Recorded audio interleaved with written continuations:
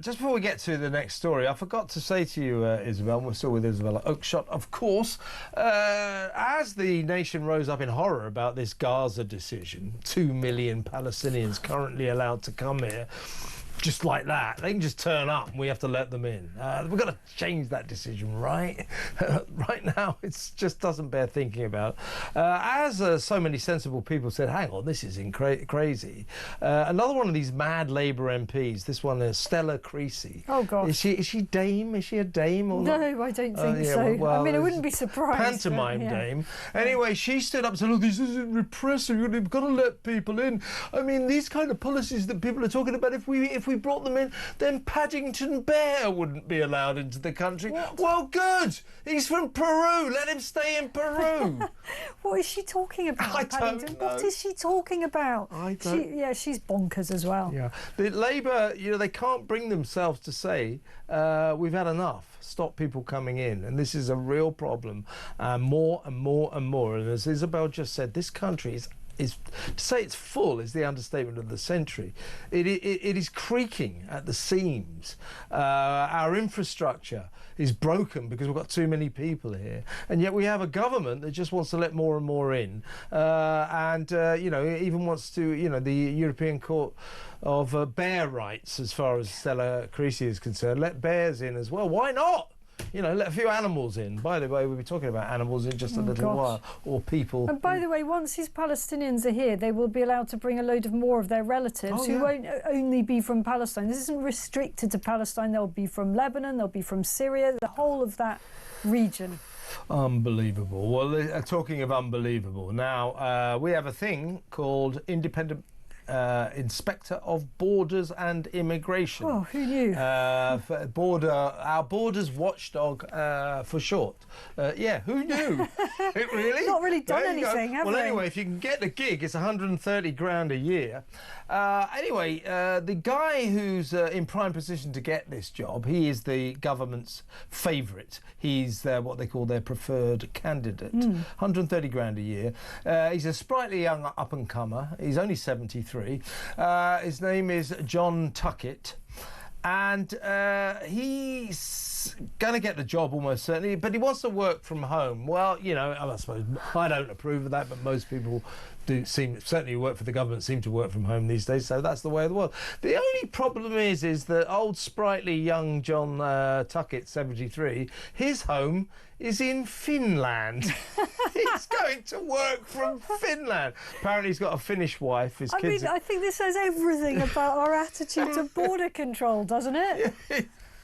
He envisages, listen to this, so he envisages, this is his words, a 60-40 split between being available for, and I quote, visible appointments and periods of quiet reflection and writing.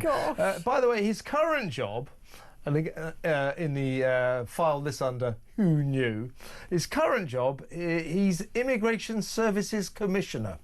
Now, his triumph since doing that job was he closed the office in order to switch to a fully remote model. In other words, to allow himself to work from home. Finland. In bloody Finland. He got out of... what are these jobs and what are they talking about? Get someone, maybe, I don't know, who's a little bit younger than 73 and, I don't know, someone who lives in bloody Britain. How about that? I'm kind of thinking also, if you're the Borders Watchdog and you really want to do a proper job, you should actually be spending some time at the borders. Yeah. So I would suggest that there should be an awful lot of time spent, for example, in the airports. Let's see how those border controls are working. Can I see you please being at the shipping areas, the ports? Can I see you please being down in Kent watching some boats coming over? I don't think you're going to be an effective borders watchdog while you're having time for reflection. You don't need any reflection, my friend. Have you seen the state of our country? Oh, no, because you're in Finland. You're looking at Russia. Oh, look, there's Russia. You can imagine this guy like sitting on his Finnish balcony going, Kev, this has given me a headache. It's giving me a headache. What are you doing, John? I'm having a period of quiet reflection. How much are you getting for that? 130 grand a year. I mean, come on! This is taxpayers' money. Come on, Starmer, find someone else. What are these jobs? What is a border? What is he called? Border watchdog, whatever. No, let's get his proper job. Okay, Chief Inspector. No, he's Independent Inspector of Borders and Immigration. Chief Inspector. Yeah, okay, and his former job was Immigration Services Commissioner. I wonder what the difference is between... What are these jobs? And they're all getting 100 grand a year. They're not turning up for work. They're living I want to know what the Finland. what are the performance indexes? Because if the performance measures are actually having tighter borders, it's not really worked out too well, has it? Yeah. So why is this guy... honestly, this is actually making me feel quite wound up. Okay, folks, give me a call if you can work out what you think the Borders Watchdog actually does, apart from periods of quiet reflection in Finland. What do you think his job is? I mean, I'm going to hazard a guess, not much at all. But what do you think it is? And there are thousands of jobs around Whitehall like this that you would not believe that are paying 100,000, 150,000. The money that this government is wasting. So did the former government. They've always done this, time immemorial.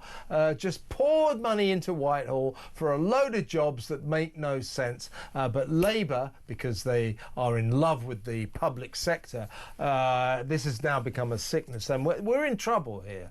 We're in trouble. Everything we're talking about tonight, Palestinians being able to settle here, border control bloke living in Finland on 130 grand a year. It just, to me, is building up to a picture that this country, under Keir Starmer and loony Labour, is going stark staring mad. I mean, we like to call talk the home of common sense, and I think it is. They accuse people like me and Isabel, Mike Graham and Julia Hartley-Brooke, they're right-wing, they've been right-wing. I don't think we're right-wing. We're just right. We're right. No, we talk common sense, and I think people understand it. We have a government that is lost in the Alice in Wonderland land of absolute lunacy. Do you fear for the sanity of this nation, folks? Let me know, because I really do.